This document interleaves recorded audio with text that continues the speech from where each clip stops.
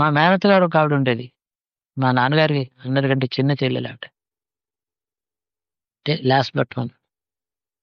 ఆవిడ అట్లాగా కృష్ణ చైతన్య మఠంలో she took, her name is Subhadramma. She took Krishna మంత్రోపదేశం. కృష్ణ మంత్రోపదేశం తీసుకున్నది. ఓనాడు వచ్చింది, ఆవిడ భర్త పోయినాడు. అన్నగారు నన్ను వెళ్ళమంటారా, కృష్ణ మంత్రోపదేశం తీసుకుందామని అనుకుంటున్నాను. చైతన్య మహాప్రభు ఉన్న స్థానం నవద్వీపం మాయాపురి వెళ్ళాలని ఉంది. సరే వెళ్ళిపో. అయితే మా ఫాదర్ వాడు చెప్పారు, నువ్వు వెళ్ళిన తర్వాత నీ అడ్రస్ కొడుకులకి వాళ్ళకి ఇవ్వకు.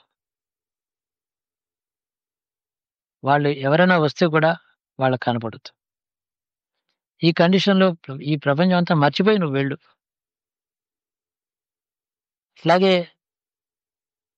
పూరి జగన్నాథ్‌లో ఒక 6 సంవత్సరాలుంది. 12 సంవత్సరాలు ఎంతో మాయాపూర్‌లో ఉంది. బెంగాలీలో మంచి పండితురాలయింది. బెంగాలీలో ఉపన్యాసం చెప్పేది ఆవిడ. అంత పండితురాలైంది. ఆవిడ క్షేత్ర సన్యాసిని అనేవారు ఆవిడని మాయాపురిలో. భగవంతుడు అక్కడ కూడా పరీక్ష చేస్తాడు. ఆవిడ చరిత్ర విచిత్రంగా ఉంటుంది. మీకు చెప్పాను ఓ మాట. అక్కడ 12 సంవత్సరములు అంటే అప్పుడు 18 ఇయర్స్ అయింది ఆవిడ తపస్సు. ఎవరొచ్చినా కూడా కనపడేది కాదు. గ్రామాల్లో సొంత ఊరు నుంచి ఎవరైనా వస్తే మాట్లాడేది కాదు. సంతోషం మీరు పోయినట్టని. మౌనంగా ఆవిడ తపస్సు చేసేది. కృష్ణ చైతన్య మఠంలో మాయాపురిలో తపస్సు చేసే రోజు కృష్ణ పరమాత్మతో ధ్యానం చేసి మాట్లాడేది. గీత ఓ వాక్యాలు కృష్ణ భగవాన్ ఆయన వాయిస్‌తో ఈవిడికి చెప్పాడు కొన్ని వాక్యాలు. She heard the voice of Krishna. Gita shlok. At that stage ఒకరోజు ఆవిడకి స్వప్నం వచ్చేది. విష్ణువు దర్శనమిచ్చి, పూరి జగన్నాథంలో ఉన్నావు, శ్రీరంగ ధామంలో నేనున్నాను, వచ్చి నా దర్శనం చేసుకో. అది ఇగ్నోర్ చేసి, ఇక్కడ లేనిది అక్కడ ఎట్లా ఉంటుంది, అక్కడ లేనిది ఇక్కడే ఉంది కదా, అంతా ఒకటే కదా.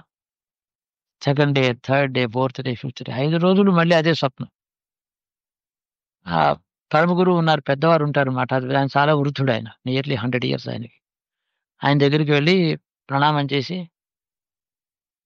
దక్షిణ దేశంలో శ్రీరంగంలో ఉండే శ్రీరంగనాథుడు వచ్చి అక్కడే రమ్మంటున్నాడు అంటే ఆయన గట్టిగా నవ్వాడు. ఆహాహాహా అన్నాడు. నీకు పరీక్ష మొదలైంది అన్నాడు. నీకు టెస్ట్ మొదలైంది. కర్మ ఫలం నేను వెనకాల వస్తోంది. ఈ తపస్సు ఊరికా పోదు, ఇది పరీక్ష నీకు. నీకు జ్ఞానోదయం కంప్లీట్‌గా ఉన్నదైతే ఇక్కడ నువ్వు నాకొచ్చి కనపడ్డావు కదా! నన్ను ఎందుకు అక్కడ రమ్మంటావు అని అడగాలి. అడిగావా నువ్వు స్వప్నంలో? అడగలేదు. ఇంకా నీవు పండలేదన్నమాట. పండితే స్వప్నంలోనే నువ్వు అడిగుండేదానివి అన్నాడు. ఒక పాయింట్ మళ్ళీ. నేను అడగలేదు కదా! అయితే పరీక్షే. అయితే నేను వెళ్ళను. వెళ్ళొద్దు. అంతా ఒకటే. ఇక్కడే ఉండు. అయితే అట్లా కాలేదు. మళ్ళీ స్వప్నం, మళ్ళీ చేజింగ్. నాకు అశాంతిగా ఉంది. నాకేదో బాధగా ఉంది. రమ్మంటున్నాడు స్వామి, దర్శనం చేసుకుని. ఒక్క రోజున శ్రీరంగంలో అలా చూసి, నువ్వు చెప్పావు, పిలిచావు, దర్శనం చేసుకున్నాను, వెళ్ళిపోతాను అని చెప్పి ఇక్కడికొచ్చేస్తాను. రిటర్న్ టికెట్ కొనుక్కొని వచ్చేస్తాను. నాకు ఆజ్ఞ ఇవ్వండి. ఆ గురువుగారు అన్నాడు, విధి బలీయమమ్మా. కర్మఫలం నిన్ను వేధిస్తోంది. కర్మఫలాలు ఇంకా ఉన్నాయి నీకు.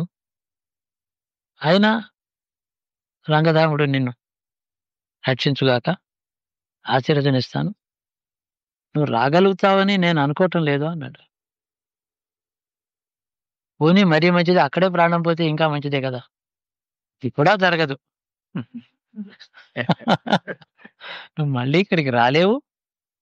అక్కడ పోలేవు. ఈ వెళ్ళడం నీకు కర్మక్షయం కోసమని అక్కడికి పిలుస్తున్నాడు భగవంతుడు. అనుభవించు, చివరికి ఆయన నీకు ముక్తినిస్తాడు. ఇలా అంది. చాలా దుఃఖపడింది. గురువుగారు ఇలా అన్నారు ఎట్లాగా? టికెట్ కొనుక్కుని మెడ్రాస్ వచ్చింది. మెడ్రాస్ నెక్స్ట్ ట్రైన్ శ్రీరంగం వెళ్ళాలి. She did not go anywhere. మెడ్రాస్‌లో స్టేషన్‌లో దిగింది. చిన్న సంచి భుజాన వేసుకున్నది పాపం. జపమాల ఉంది చేతిలో. సంచి. ఆహ్, తలుపు ట్రైన్ డోర్ ఓపెన్ అవ్వంగానే ఆమెకి మూడో తమ్ముడు భార్య ఎదురుగుండా నిలబడి ఉంది. గుర్తుపట్టింది. సుభద్రమ్మ వదిన కదా నువ్వు? సుందరమ్మ కదా నువ్వు? అవును. అనంతం భార్య సుందరమ్మ నువ్వేనా? 18 సంవత్సరాలైంది నిన్ను చూసి. ఎలా ఉన్నావు? పద వచ్చింది. మంచిదమ్మా, ఇక నీతో నేను మాట్లాడను, రైలు ఎక్కుతాను. వదిన గారు మీరు ఎందుకొచ్చారో ఈ ఊరు నాకు తెలియదు. మీ తమ్ముడు చాలా జబ్బుగా ఉన్నాడు. మంచం మీద ఉన్నాడు. ఆయన అప్పుడు తహసీల్దార్ చేస్తుండేవాడు ఆయన. సడన్‌గా చేసింది. ఆయన మీకోసం మీరొచ్చి ఆయన్ని ఆశీర్వదించాలి. ఆయన చూడాలి. నేను రానమ్మా నేను. తమ్ముళ్ళు, అక్కలు, చెల్లెళ్ళు అందరూ. ఆవిడకి 2 కొడుకులు, కూతుళ్ళున్నారు. నేను వాళ్ళని కూడా చూడను. నేను వెళ్ళిపోతాను. శ్రీరంగం వెళ్ళాలి ఇప్పుడు ట్రైన్‌కి. శ్రీరంగం ట్రైన్ ఇప్పుడు లేదు. సాయంకాలం 8 గంటలకు ఉంది. ఇప్పుడు 9 అయింది ఉదయం. ఎక్కడుంటారు? ఇంటికి రండి అని చూసి వెళ్ళండి. ఆయన వెళ్ళింది. ఇంటికెళ్ళి "నువ్వు అక్క" అని పట్టుకొని కాళ్ళు పట్టుకొని ఏడ్చాడు. "నువ్వు పోవద్దు. నేను చచ్చిపోతాను ఉండకని." చూడండి ఈ చిత్రం. అట్లాగా అక్కడ ఉండగానే ఇంకో 16 రోజులు శ్రీలంక వెళ్ళలేదు. వెళ్ళనివ్వలేదు ఆయన మా తమ్ముడు. 18 డేస్ ఆయన చచ్చిపోయినాడు. ఆమె కొడుకు ఎక్కడో నెల్లూరులో హై స్కూల్ టీచర్ ఏదో ఉండేవాడు. వాడొచ్చి ఇగ "నువ్వొచ్చావని తెలిసి నేను చూడ్డానికొచ్చాను" అన్నారు. బంధువులందరూ వచ్చారు. ఒకటి కంటి ఆపరేషన్, ఒకటి కాలు ఆపరేషన్ మెడ్రాస్‌లో ఉండిపోయింది. మెడ్రాస్‌లో 6 నెలలుంది. ఉండగానే ఆమె పెద్ద కూతురికి టైఫాయిడ్ వచ్చి 2 కళ్ళు పోయినాయి. ఆమెకి 5గురు పిల్లలు. "నువ్వొచ్చి నాకు రక్షించాలి. తల్లి ఉండగా నన్ను వదిలిపోతావా?" అని ఆ కూతురు బలవంతం చేసి ఏడిచింది. "నేను గోదావరిలో పడి చచ్చిపోతాను నువ్వు రాకపోతే" అనంట. ఏమంటుంది? మొత్తానికి 18 సంవత్సరములు బతికింది ఆవిడ. 18 సంవత్సరాలు బతికింది. రోజు అంటుంది. "నన్ను ఇంత పరీక్ష చేశావు, ఇంత పరీక్ష చేశావు." భగవంతుడితో సంబంధం మాత్రం అట్లా ఉంది. ఆ సంబంధం వదలలేదు. నిరంతరం ధ్యానం, తపస్సు చేస్తూనే ఉంది. ఎప్పుడు నేను వెళ్ళేవాడిని. "అత్త ఎట్లా ఉన్నావు? నువ్వే చేసావు ఈ మోసం అంతాను. నువ్వెవరో నాకు తెలుసురా నాకు." చిన్నప్పటి నుంచి ఆవిడ నాతో అట్లాగే మాట్లాడేది. "నువ్వెవరో నాకు తెలుసు" అనేది. "నువ్వెవరో నాకు తెలుసు. నువ్వంతా మోసం" అనేది. మా వాళ్ళందరినీ తీసుకెళ్ళాను. ఈ యూనివర్సిటీ, కాలేజ్ ప్రొఫెసర్స్ అందరూ నాతో వచ్చారు. "మీ గురువుగారంటే ఏమనుకుంటారు? మాయ, మహామాయ.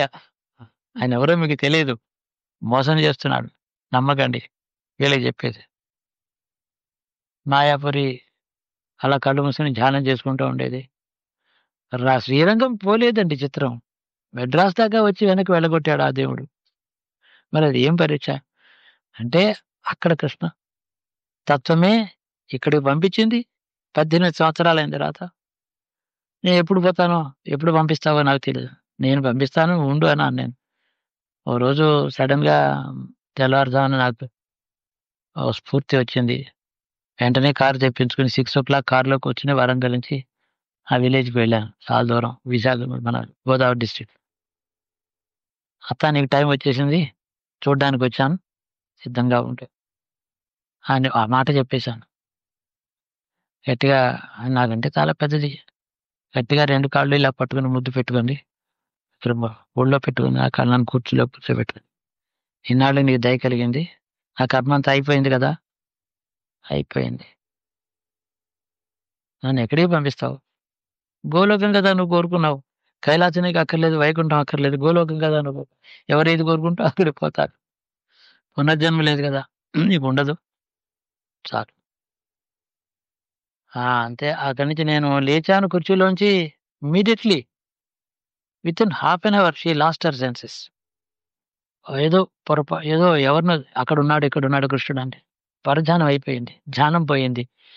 కూతురు, బిడ్డలు ఎవరిని గుర్తుపట్టలేదు. Mind was lost. మనసు పోయిందప్పుడే. ఏదో ఆ సెన్సెస్ పోయినాయి. నేను చెప్పాను, "ఇవాళంతా ఉంటుంది ఇట్లాగా. రేపు పొద్దున్న పోతుంది. మీరు సిద్ధంగా ఉండండి" చెప్పాను. ఇంక జపమాల అక్కడ పారేసింది. స్నానం చేయలేదు. అక్కడి నుంచి ఆ గోలోకంలో ఆ కృష్ణుని శ్లోకాలు అవి ఆగస్టు మర్నాడు పొద్దున 9ంటికి పోయింది. 18 సంవత్సరముల కర్మక్షయం కోసం వెనక్కి పంపించాడు ఈశ్వరుడు. తపస్సుకు వెళ్లి చేస్తే పరీక్ష, నాకు పరీక్ష చేయొద్దు, I'm not fit for examination and testing అని అంటే ఎగ్జామ్షన్. అది కూడా ఉంది అందులో విచిత్రం. మరి ఇంకోటి ఏ పరీక్ష లేకుండా తీసుకువెళ్ళాడు. ఈమెకి ఇంత టెస్ట్ అయితే ఆమె ఆ జీవుడు తినగా గోలోకమే వెళ్ళింది, ఎక్కడికి పోలేదు, స్వర్గానికి పోలేదు, ఏ లోకం లేదు. ఆవిడ విశ్వాసం అంతా ఉజ్వల నీలమణి అని ఇంత పెద్ద గ్రంథం ఆవిడ దగ్గర, బెంగాలీ సంస్కృత గ్రంథం, బెంగాలీ ట్రాన్స్లేషన్ ఉండేది. Use to read. Ujjwala Nilamani అంటే కృష్ణ, ఉజ్వల నీలమణి చూడనర్థం. ఆ రూపమే చూస్తూ ఉండేది, ఎప్పుడు ఆ రూపం కళ్ళు మూసుకుని చేసేది. పాప ఆ బ్లైండెడ్ డాటర్ అయిపోయింది కదా, వంట కూడా చేసింది, పిల్లలకి పెట్టింది, సంసారంలో చాకరీ అంతా చేసింది. నౌకర్లు ఉన్నారు, పొలం ఉంది, అంతా ఉన్నాయి, కానీ ఇంట్లో వంట ఆవిడ చేయాల్సిందే కదా. ఇట్లా కష్టపడింది. కర్మక్షయం. ఆవిడకి చిన్నప్పటి నుంచి వైరాగ్యంలోనే ఉంది ఈ సుభద్రమ్మ గారు. ఆవిడకి ఎప్పుడూ దేని మీద మోహం లేదు. చాలా నగలు అవి పెట్టారు, బాగా ఉన్నది. బాగా ఆమెకే 100 ఎకరాల పొలం రాసిచ్చారు మా నాన్నగారు. తండ్రి గారు చెల్లెలు పెళ్లి చేశారు. 100 acres ఇచ్చారు. ఏమి ఆవిడ లోటు లేదు, ఏ కోరిక లేదు. ఆ 100 ఎకరాలు పోయింది, ఆస్తి పోయింది, మొగుడు మంచివాడు కాదు, తగలబెట్టాడు, ఏం విచారం లేదు, ఏం పోయింది, ఎట్టా పోయింది అట్లా పోయింది. నిశ్చింతగా ఉంది. కాలం అంతా అలా గడిచింది. కాకోపి జీవతి జరాయు బలించ భుంక్తే. 100 ఏళ్ళు కాకి కూడా బతుకుతుంది, బలి అన్నం తిని బతుకుతుంది. భగవంతుని స్మరించి ఒక్కరోజు బతికితే చాలన్నాడు. ఒక్కరోజు భగవంతుని ఆయన ఎంత పాపం చేసినా సరే ఒకరోజు ఈశ్వర ధ్యానం చేస్తే అది చాలు. వేరు. జీవితం అంతా తపస్సులో గడిచిన వాళ్ళు అందరూ లేరు. ఒకరోజే ధ్యానం చేసి జీవితం అంతా వ్యర్థంగా తిరిగి ఒకరోజు ధ్యానం చేసి ఈశ్వరుని చేరుకున్న వాళ్ళు ఉన్నారు. 100 ఏళ్ళంతా జీవితం అంతా తపస్సు చేసి పరీక్ష తీసుకున్న వాళ్ళు ఉన్నారు, ఫెయిల్ అయిన వాళ్ళు ఉన్నారు. మళ్ళీ అది వేస్ట్ కాదు. వాళ్ళ జీవితాలు మనకి ఒక మార్గదర్శకం, మనకి ఎగ్జాంపుల్. వాళ్ళ చరిత్రలు మనకి మార్గదర్శకం. అందుకోసం ఇవన్నీ జరుగుతాయి. మా ఇంట్లోనే వీళ్ళందరూ, మా తల్లిగారి అక్కగారు ఒక ఆవిడ ఉండేది, పెద్ద తల్లిగారు, my mother's elder sister. They are only 2 sisters. My mother of course is a rani. There's nothing to say about it when at the start of life. ఆమె కూడా చాలా రిచ్ పర్సన్. ఆయన 1945లో ఎవరైనా అప్పు కావాలని వస్తే 5 లక్షల రూపాయలు 24 గంటల్లో ఇచ్చేవాడు ఆయన వడ్డీకి. అంత డబ్బు ఉంది ఆయనకి. మా పెద్దల్లి గారి భర్త 5 లక్షలు కావాలంటే, నేను అక్కడున్నాను, ఇంటర్మీడియట్ ఫస్ట్ ఇయర్ చదువుతున్నప్పుడు. షావుకారులందరూ వచ్చారు, మేమంతా జాయింట్గా 2 థియేటరు బిల్డింగ్ 2 అమ్మకానికి వచ్చినాయి. మా దగ్గర ఏదో మొత్తం అంతా 7 లక్షలు చెప్తున్నాడు, మాది అడ్వాన్స్ 1 లక్ష ఇచ్చాం. అది 10 days లోపల వాళ్ళు ఇవ్వకపోతే అగ్రిమెంట్ క్యాన్సిల్ అవుతుంది, 5 lakhs కావాలన్నారు. దాంట్లో ఇస్తా అన్నాడు. నాకు ఆశ్చర్యం, ఎంత డబ్బు ఉంది.